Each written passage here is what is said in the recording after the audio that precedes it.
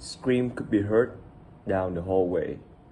That is the chilling ending to the case of Ajax project. It wasn't a scream of terror, but of pure frustration. It happened after the Alpha 3 test failed, the third consecutive failure for a high-tech security system funded by the Department of Defense. Good morning, everyone. Today, I'm going to analyze the breakdown of the Ajax project and the performance of its project manager, Chun. To give you a quick background, Chun is a dedicated manager with a unique story. A refugee who served in the Air Force and earned his way into management at CEBEX. He is leading a team of 30 engineers to build a complex security system. But as we stand at the end of the case, his team is broken. They aren't working to their cars together anymore. They're working alone. So, what went wrong? In the next few minutes, I will evaluate Chun's effectiveness, diagnose the root problems, and propose a rescue plan. So first, let's look at Chun's effectiveness. If we had to grade him, I would give him a C+. He has excellent instinct for people, but he is struggling with the execution. Chun brings significant strength to the table.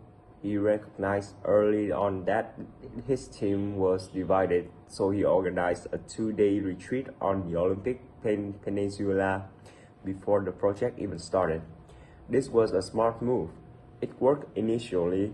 He built camaraderie and got everyone to buy into the mission. When things got tough, he didn't hide it in the office. He increased his visibility, holding daily status meeting and giving pats on the back to keep spirit up. He is a manager who truly cares. However, caring isn't enough. The text note that Chun is only batting 500, meaning only half his projects finish ahead of schedule. That is a coin toss, not a consistent track record.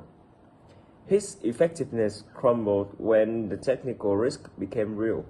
He knew there was a big difference between the laboratory and the real world, yet the project failed the Alpha 1, Alpha 2, and Alpha 3 tests in a row. While he was great at cheering the team on, he failed to manage the technical expectation. He allowed the team to rush from one failure to the next, working extra hard to make up time, which only led to burnout rather than a solution. So, this leads us to the second question. What problem is Chun actually facing? I have categorized them into a triangle of issues: culture, money, and technology. First, the culture clash. Chun's team is split down the middle. On the one side, you have the hardware engineer, the former military, conservative, and tanky, and talk about golf. On the other side, you have the software engineer. They're young, cocky, and talk about concerts and mountain biking. These two groups don't just work differently, they live in different worlds. Second one is money. There is a deep resentment here. The older veterans are angry that the young new hires are making the same salary they worked 20 years to achieve. But only things holding this tension in check was the promise of bonus for finishing on time. But with the project falling behind, those bonuses are evaporating. And finally is the technology. The system simply doesn't work. They're trying to integrate audio, optical, and laser subsystem, and it's failing repeatedly. So, Chun is facing a team that is technically stuck, culturally divided, and financially demotivated. The goodwill from that initial retreat has been completely used up. So, how do we fix this? If I were Chun, I would implement a 3-step rescue plan immediately. Step 1. Stop the bleeding. The morning after the meeting, Chun needs to call an emergency all-hands meeting. He needs to acknowledge the alpha-free failure openly to stop the whispering and the screaming. He must tell them, "We are stopping the testing cycle." Currently, they are in a death spiral of failing and fixing. They need to stop focusing on the schedule and start focusing on the root cause. He needs to buy them time by negotiating a schedule adjustment with the CEBEX management. Step 2. Cross-functional Tiger teams. The daily status meetings aren't working anymore. They are just routine.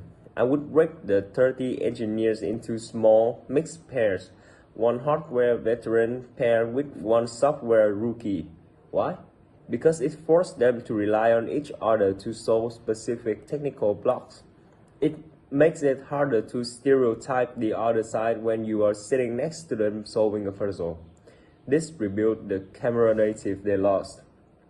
Step 3 is to reframe the motivation. The money is likely gone. John can't promise bonus that don't exist. He needs to pivot to professional pride. He should remind them that this technology has never been applied in the field before. He needs to challenge their ego as engineer. The goal is no longer just a paycheck. The goal is to beat the puzzle that beats them 3 times. In conclusion, John is a good man in a bad situation.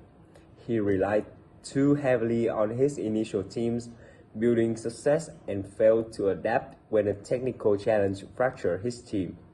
The Ajax project serves as a reminder that soft skills are essential, but they cannot replace a working technical strategies. You can't cheerlead a broken system into working. Chen needs to stop being a cheerleader and start being a crisis manager. Thank you, and I'm happy to take any question.